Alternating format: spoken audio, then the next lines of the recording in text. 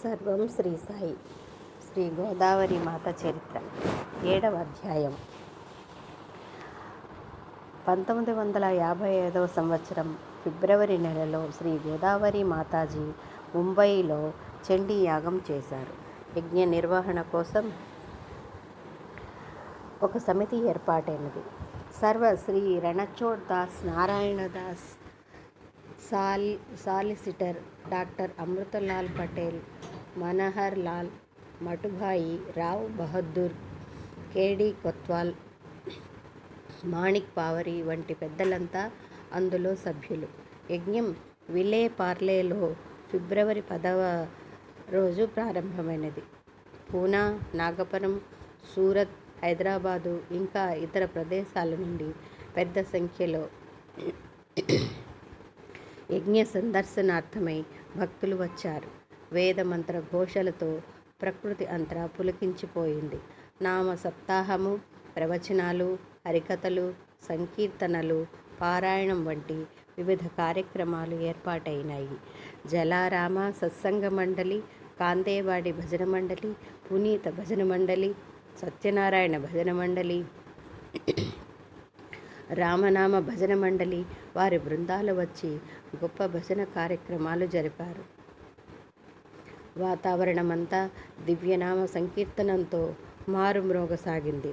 శ్రీమద్ పరమహంస పరివ్రాజకాచార్య స్వామి మహేశ్వరానందులు, స్వామి వాసుదేవానందులు, శ్రీమధ్వ తీర్థులు, శ్రీ మహాదేవానందులు, శ్రీ అమరగిరి శ్రీ విజ్ఞానంద స్వాములు, శ్రీ స్వతంత్రానందులు, ఇంకా శ్రీ జయగంగాబెన్ వంటి ప్రముఖులు భక్తి వేదాంత విషయాలపై సారగర్భితమైన ప్రవచనాలు చేశారు. మైసూరు, గోండల్, రొట్టా, ఉదయ్పూర్ రాజమాతలు దర్శనానికి వచ్చారు. 20వ ఫిబ్రవరి 20వ తేదీ రోజున పూర్ణాహుతి జరిగింది. ఆ రోజున దాదాపు 30,000 మంది ఈ భవ్య దృశ్యాన్ని చూశారు. మరుసటి రోజు యథాప్రకారం సత్యనారాయణ పూజ, అన్నదానము జరిగాయి. యజ్ఞ పరిసమాప్తి తర్వాత స్వామి మహేశ్వరానందులు మహోత్సాహకర సంక్షిప్త భాషణం చేశారు. అందులో వారు శ్రీ గోదావరి మాతాజీ దివ్యత్వాన్ని మహాజ్వలంగా అభివర్ణిస్తూ ఇలా అభినందించారు. బొంబాయి అసలు పేరు ముంబాపురి. ముంబాదేవి మూలంగా ఈ నగరానికి ముంబాపురి అని పేరు రావడం జరిగింది. అమ్మవారి నగరంలో అమ్మవారి ద్వారా యజ్ఞం జరగటమే సముచితం. ఇంత వైభవంగా విశిష్టంగా జరిగిన యజ్ఞం చూడటం నా జీవితంలో ఇదే మొదటిసారి. యజ్ఞం ముగిసిన మరుసటి రోజు అనగా 21 ఫిబ్రవరి నాడు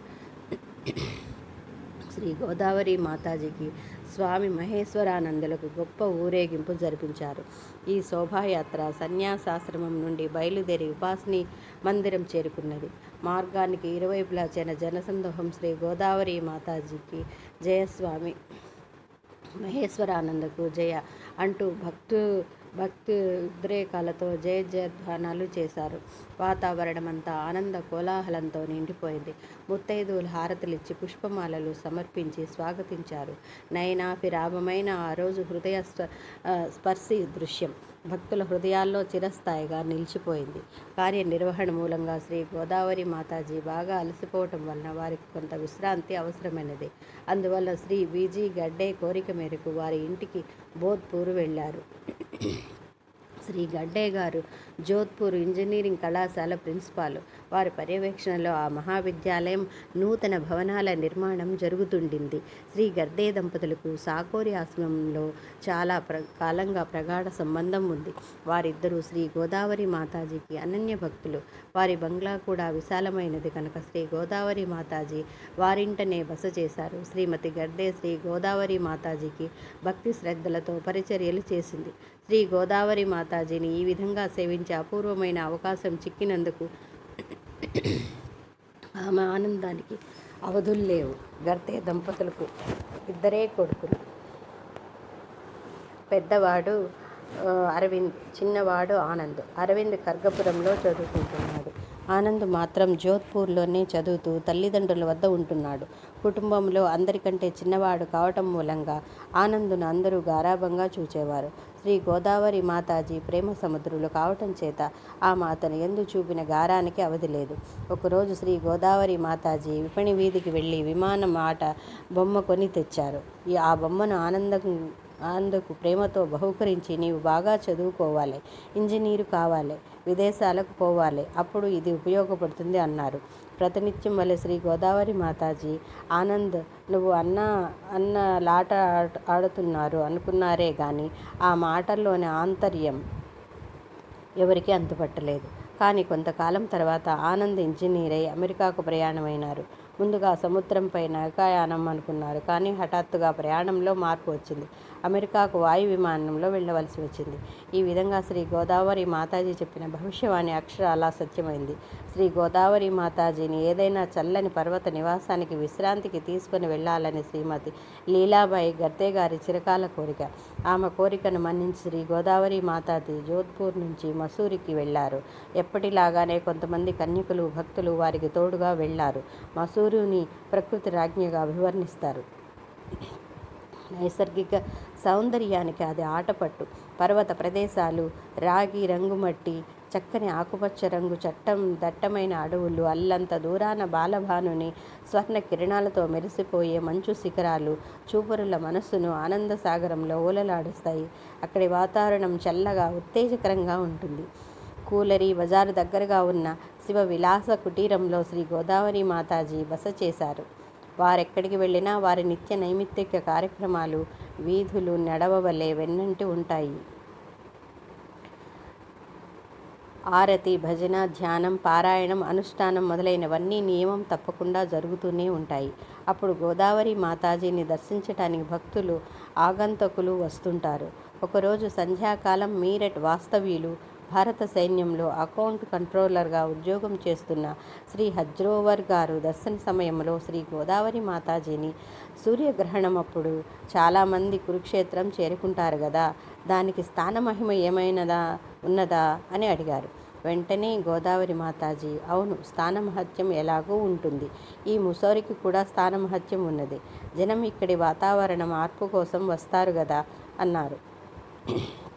మరుసటి రోజు సాయంకాలం ఒక అపరిచిత వ్యక్తి శ్రీ గోదావరి మాతాకి దర్శనార్థం వచ్చారు. శ్రీ గోదావరి మాతాజీ ఆయనకు మధ్య ప్రశ్నోత్తర రూపంగా మంచి వార్తాలాపం జరిగింది. ప్రశ్న: నేనొకప్పుడు ఆర్య సమాజీయుడు.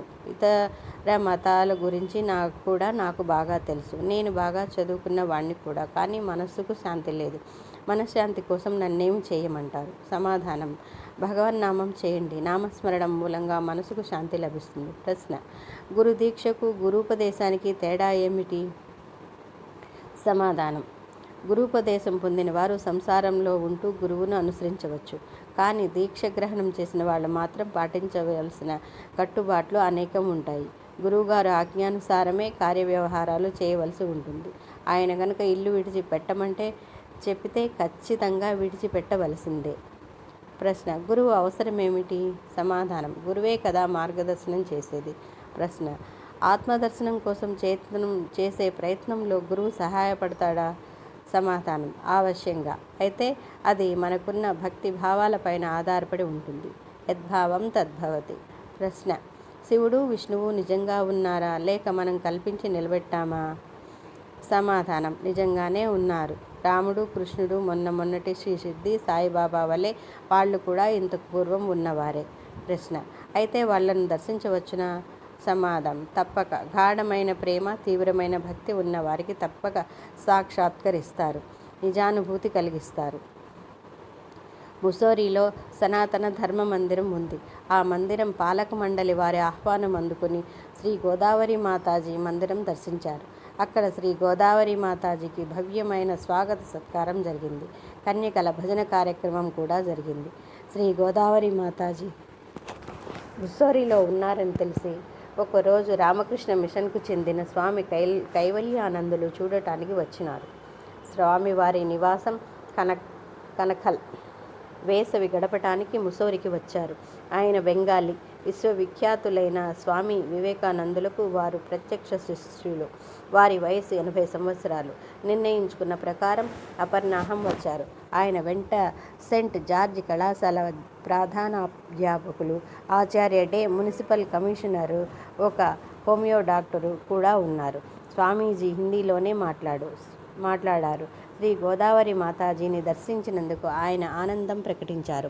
మాటలలోని సందర్భంలో స్వామి గోదావరి మాతాజీ గురించి అన్న మాటలు గుర్తుంచుకోవలసినవి. ముసోరి వాస్తవ్యులు శ్రీ గోదావరి మాతాజీ దర్శనం కోసం అంత దూరం సాకోరికి పోలేరు కనుక వారిని ఉద్ధరించడానికే గోదావరి మాతాజీయే అనుగ్రహంతో స్వయంగా ఇక్కడికి వచ్చి ఆశీర్వదించారు. శ్రీ గోదావరి మాతాజీ సాక్షాత్తు భగవతి. ఒక రోజున 4-5 సాధువులు శ్రీ గోదావరి మాతాజీని దర్శించటానికి వచ్చారు. వారు అఘోరీ పందియులు. వారు చూడటానికి భయంకరంగా ఉన్నారు. వాళ్ళను చూస్తే చాలు గుండె దడదడలాడుతుంది. వారు రావడంతోనే ఇక్కడెవరైనా మహాత్ములున్నారా అని ప్రశ్నించారు. అందులో ఒకరు, ఇక్కడ ఎవరో మహాత్ములున్నట్టు నా అంతఃకరణానికి అనుభూతి కలుగుతున్నది. అందుకే దివ్యాత్ములను వెతుక్కుంటూ వచ్చాము అన్నారు. చాలా కాలం నుండి స్వామి శివానందుల వారు ఆహ్వానిస్తున్నారు కనుక శ్రీ గోదావరి మాతాజీ ముసోరి నుండి ఋషికేశం వెళ్ళారు. శివానందులు డిజైన్ లైఫ్ సొసైటీ, దివ్య జీవన సమాజం స్థాపకులు. ఆనంద కుటీరం అనే వారి ఆశ్రమం గంగా తీరాన ఉన్నది. ఋషికేశం వాతావరణమంతా ప్రసన్నంగా ప్రశాంతంగా ఉంటుంది. శ్రీ గోదావరి మాతాజీ రాక కారణంగా స్వామివారు చాలా సంతోషించారు. ఆశ్రమంలో శ్రీ గోదావరి మాతాజీ వారం రోజులున్నారు. సత్సంగము, నామ సంకీర్తనము, భజన కార్యక్రమాలు ఎడతెరిపి లేకుండా జరిగాయి. అందరికీ పరమానందపు విందు లభించినది. మధుర గానాలతో, భక్తి వెల్లువతో వాతావరణం అంతా పులికించిపోయింది. శ్రీ గోదావరి మాతాజీకి ఎటువంటి అసౌకర్యం కలగకుండా స్వామివారు శ్రద్ధ వహించారు. సమాజం కార్యదర్శి స్వామి చిదానంద స్వయంగా వచ్చి తెలుసుకునేవారు. అవసరమైన సేవల కోసం ముత్తుస్వామి అనే సన్యాసిని యోగిని నియమించారు. అక్కడ ముత్తుస్వామి అనుభవం చెప్పుకోవలసి ఒకటి ఉంది. ముత్తుస్వామి కేరళీయుడు.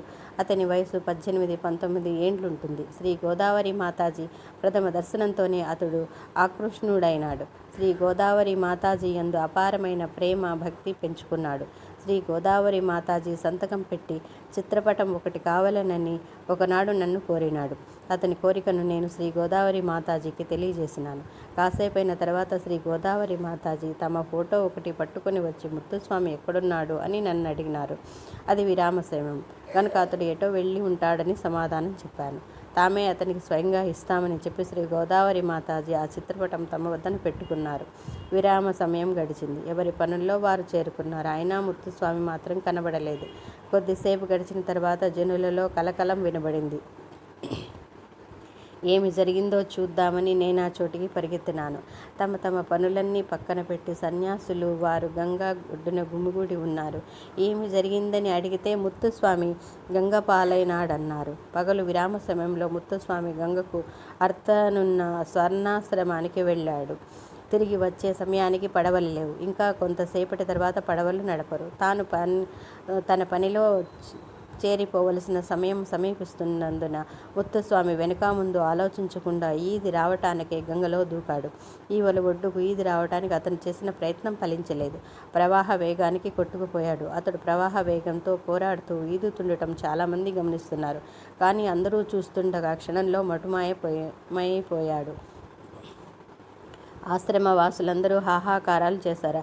అయినా ఆశ్రమ వ్యవస్థ సక్రమంగానే నడిచింది. ముత్తుస్వామి మరణ వార్త నోటీసు బోర్డుపై ప్రకటించి అతడి స్థానంలో వెంటనే మరొక సన్యాసిని నియుక్తి చేశారు. ఇదంతా చూస్తుండగానే జరిగిపోయింది. ఈ సంఘటన ఒక దృశ్యంగా తోచింది. ఈ దుఃఖవార్తను గోదావరి మాతాజీకి చెప్పే బాధ్యత నాకు అప్పగించారు. నా తల తిరిగిపోయింది. గత్యంతరం లేదు. నేనే ఆ అప్రియమైన పనికి పూనుకున్నాను. నేను గోదావరి మాతాజీ సన్నిధికి వెళ్లే వరకు వారు నా కోసమే ఎదురు చూస్తున్నట్లున్నారు. ముత్తుస్వామి గంగలో మునిగిపోయినాడని నేను అంటుండగానే శ్రీ గోదావరి మాతాజీ కల్పించుకొని మునిగిపోలేదు, వస్తాడు అన్నారు. వారి మాటలు విని నేను విస్తుపోయినాను. వారేమంటున్నారో నేను గ్రహించలేకపోయాను. అందరూ చూస్తుండగా గంగలో మునిగిపోయిన ముత్తుస్వామి ఎట్లా తిరిగి వస్తాడు? నా మనసు ఒప్పుకోలేదు.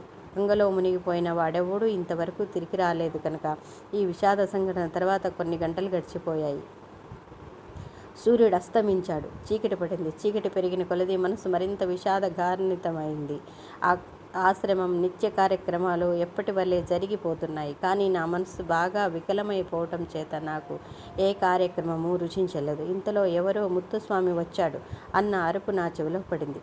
ముత్తుస్వామి శ్రీ గోదావరి మాతాజీ కుటీరం వైపు పరిగెత్తుతున్నాడు. అతడి ఒళ్ళంతా తడిసి ఉంది. అతన్ని సజీవంగా చూచిన వారందరూ చకితులవుతున్నారు.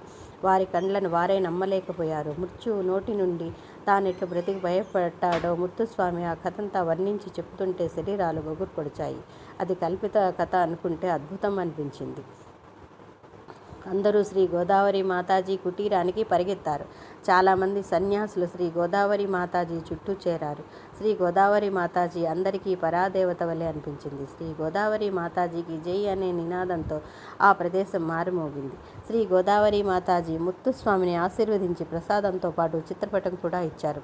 అగమ్య గోచరమునైన శ్రీ గోదావరి మాతాజీ లీలలు అందరూ కొనియాడారు. శ్రీ గోదావరి మాతాజీ భవ్య జీవిత చరిత్రలో ఆనాటి దివ్యలీల స్వర్ణాక్షరాలతో వ్రాసిన ఒక అమరగాథ. ఒక వారం గడిపిన తర్వాత శ్రీ గోదావరి మాతాజీ శివానందాశ్రమం నుండి ప్రయాణమయ్యే ముందు వారికి ఆశ్రమ వాసులంతా ఈ సన్మాన పత్రం సమర్పించారు. యోగిరాజు సద్గురు శ్రీ ఉపాసనీ మహారాజుకి జై. పరమపూజ్య మాతాజీ, మీ దివ్య పాదార విందములకు భక్తిపూర్వక సాష్టాంగ దండ ప్రణామములు. భగవతి పరాశక్తికి అపరావతారమైన నీకు సన్మానం చేసే భాగ్యం కలిగినందుకు మేము ధన్యులుగా భావిస్తున్నాము. మీ రాక వలన ఈ వారము దినములు అత్యంత ఆనందప్రదాయకములైనవి. సరస్వతి, లక్ష్మీ, పార్వతి ముగ్గురమ్మలు మూర్తిభవించిన మీ దివ్య తేజస్సులు ఈ ఆశ్రమాన్ని పునీతం చేసినవి. మీ పవిత్ర మూర్తిలో భారతీయ ఆధ్యాత్మిక శక్తి పునర్జాగృతమై ప్రబోధితమై లోకహితము విశ్వకళ్యాణము కూర్చుతున్నది. మైత్రేయి, గార్గి, చూడాల వంటి పుణ్యాత్ములు తీర్చిదిద్దిన మహోన్నతమైన ఆధ్యాత్మిక స్త్రీత్వ పరంపరను ఇష్టమైన కన్యాకుమారి సంప్రదాయంతో మీరు పునరుజ్జీవింపచేస్తున్నారు. వేదకాలం నాటి మహిళామ తల్లులు మహోజ్వల ఆదర్శాలు, త్యాగము, ధర్మనిరతి మీ చరణ రాజీవాలకు అంకితమైన ఈ కన్యాకుమారికల్లో దగదగాయమానంగా వెలుగుతున్నాయి. జగత్ప్రసిద్ధులైన మీ సద్గురువులు, మహాపురుషులు శ్రీ యోగిరాజు, ఉపాసనీ బాబా మహారాజులు మీలో నిక్షేపించిన యోగశక్తిని కేవలం మీ కటాక్ష వీక్షణంతో ఆ ధన్యాత్మలలో ప్రవేశింపజేస్తున్నారు. మీ పవిత్ర మూర్తి యందు కేవలం భారతీయమే కాదు, యావత్ ప్రపంచ స్త్రీత్వం ఆదర్శ ప్రతీకంగా పునరుజ్జీవితమై రమణీయ దృశ్యాన్ని మేము చూస్తున్నాము. మీ వంటి మహోజ్వల పరమేశ్వర విభూతి గల సంతుల నివాసం మూలంగా భరతవర్షం ధన్యమైనది. శ్రీ గోదావరి మాతను కన్న భరతమాత ధన్య ధన్య. వైరాగ్యము, త్యాగము, భక్తి, ఆత్మానుభవములకు నిలయమైన ఓ మాత, మీరు చిరకాలం వర్ధిల్లవలెనని మీ దివ్య అనుగ్రహంతో అసంఖ్యాక జీవులు ఆశీర్వదించి ఉద్ధరించవలనని మీ బిడ్డలందరం హృదయపూర్వకంగా ప్రార్థిస్తున్నాము. ఋషికేళము, హిమాలయాలు, 22/6/1955. శ్రీ సద్గురు శివానంద మహారాజుల విధేయ శిష్యులు మరియు దివ్య జీవన సమాజ సాధక సేవకులు ఒకనాటి సత్సంగ సమావేశంలో స్వామి శివానందులు సంగ్రహ భాషణం చేస్తూ ఇలా అన్నారు. శ్రీ సాయిబాబా వారి సంత శిష్యులు శ్రీ ఉపాసనీ బాబా మహారాజు గారు లోక కళ్యాణం ఆకాంక్షించి సాకోరిలో ఒక ఆశ్రమం స్థాపించారు. అక్కడ ఆత్మ సాక్షాత్కారానికి కావలసిన మానసిక ఏకాగ్రత, ఆత్మశుద్ధి, ఇంద్రియ నిరోధము, నిస్వార్థ సేవ బోధిస్తారు. ఉపాసన, వేద విజ్ఞానము మన జీవిత గమ్యం చేరుకోవటానికి తోడ్పడతాయి. సాకోరి ఆశ్రమంలో ఇవన్నీ చక్కగా నేర్పుతారు. కొందరు జ్ఞానులు అంతర్ముఖులై మనస్సులు ఆత్మతో ఏకాగ్ర సంధానం చేస్తారు. ఇట్టి వ్యక్తులు ఇల్లాబాదు, ఆక్స్ఫర్డ్ విశ్వవిద్యాలయాల్లో తయారు కారు. యోగ వేదాంత అరణ్యక విశ్వవిద్యాలయములైన సాకోరి ఆశ్రమం, అరవిందాశ్రమం, రమణాశ్రమం వంటి కేంద్రాలలో మాత్రమే తయారవుతారు. వైరాగ్యం అనేది అంగడిలో సులభంగా కొనుక్కునే వస్తువు కాదు. అది గురువు అనుగ్రహం. అది గోదావరి మాత అనుగ్రహం వల్ల లభిస్తుంది. అది అరవిందుల కృపాప్రసాదంగా, రమణ మహర్షి అనుగ్రహ ప్రసాదంగా లభిస్తుంది. ఈ మహాత్ములు, మహానుభావులు తమ జీవితాలు పరమాత్మ ధ్యానానికి అంకితం చేసిన వారు. వారిలో అహంకారము తృష్ణ అణుమాత్రం కూడా లేవు. అట్టి మహాపురుషులే లోకానికి మోక్ష సుఖము, కైవల్య రామము, పరమానందము పొందే మార్గము చూపుతారు. సమస్త మానవాళి ముక్తికి, శాంతికి వెలుగుబాటలు చూపించటానికే సాకోరి ఆశ్రమం దీపస్తంభం వలె ప్రకాశిస్తున్నది. 7వ అధ్యాయము సంపూర్ణం. ఏ మనుష్యమాం ఆశ్రితః తాన్ సర్వేశ్యః కర్మ వినాశనః లభై. ఓం శాంతి శాంతి. సర్వం శ్రీ సాయి.